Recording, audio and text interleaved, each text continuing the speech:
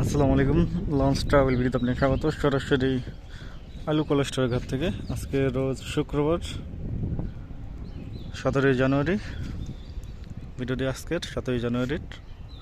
আজকে দেখাবো কী কী নৌযান সার্ভিসের বাইরে আছে, কী কী নৌযান কোথায় আছে, কী অবস্থায় আছে। তো প্রথমেই দেখতে পাচ্ছেন সাদিম 7 নৌযানটি গায়ে লেখা ছিল অবশ্য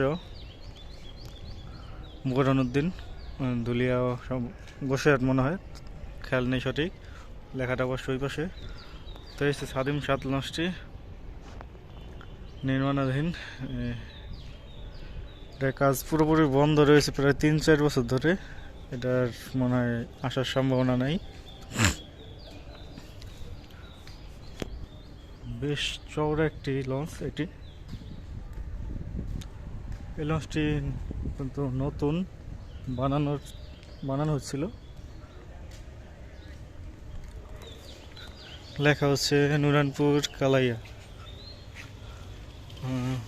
ব্যানারে লেখা হলো নুরানপুর কালাইয়া।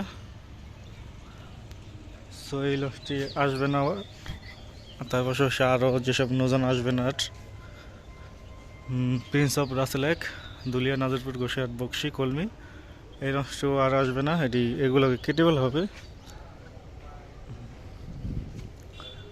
তার সাথে আছে জাহিদ 7, এই লঞ্চটিও দুলিয়া, নাজিরপুর, গোসাইহাট, বকশী ও কলমি রুটের। এই লঞ্চটি সর্বশেষ 2022 সালে সার্ভিস দিয়েছিল। তার সাথে আছে আরও একটি নৌযান দুলিয়া, গঙ্গাপুর, বোরহানুদ্দিনের প্রিন্স অফ রাসেল 4। এই সিরিয়ালে 3-4টি লঞ্চ না আসার সম্ভাবনা বেশি, কেটে ফেলার সম্ভাবনা বেশি। পিছনে রয়েছে মানিক নয়, আজকে তার টিপ ছিল কিন্তু সে যায়নি। সাথে রয়েছে সুন্দরবন 10 লঞ্চটি, এবার চরমোনাইতে রিজার্ভ হয়েছে।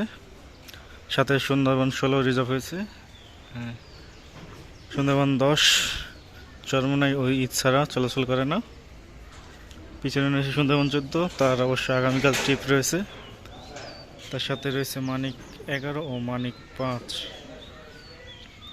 মানিক 5-এর অবশ্য ব্যানার লাগানো, হয়তো কালকে তার ট্রিপ। তার সাথে আছে সুন্দরবন 9 বগা পুটাফুলি রুটের, বেশ কিছুদিন ধরে সার্ভিসের বাইরে রয়েছে, তার টিপ দিচ্ছে বর্তমানে সুন্দরবন 7।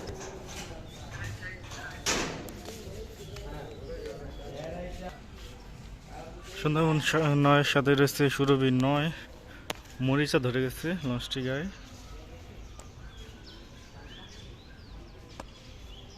এই যে সুরভি 9 লঞ্চটি, এই লঞ্চটিও বহুদিন ধরে সার্ভিসের বাইরে। এই লঞ্চটি চরমোনাইতে রিজার্ভ হয়নি, দেখা যাক এটার ভবিষ্যৎ কি হয়। সাথে রয়েছে আলো অলিদ 9, এই লঞ্চটি ঈদ ছাড়া সার্ভিসে আসবে না, কারণ তাদের ব্যবহারের আলো অলিদ 4 ও সুরভি 8 আছে। আর যদি আলো অলিদ 9 সার্ভিসে আসে তাহলে রোজার মধ্যে আসতে পারে, কারণ রোজার সময় যাত্রী চাপ মানে 1 থেকে 20 রোজা পর্যন্ত যাত্রী চাপ কম থাকবে, তখন সার্ভিস দিতে পারে আলো অলিদ 9 লঞ্চটি। সাথে আছে আলো অলিদ 4,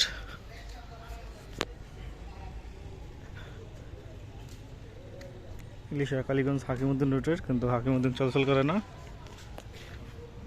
ড্রাফট কত উঁচু, বিশাল উঁচু। আর পিছনে রয়েছে সম্রাট 2 ভাষাঞ্চল রুটের, মাঝে মাঝে চলাচল করে, তার বদলে চলাচল করে যুবরাজ 7।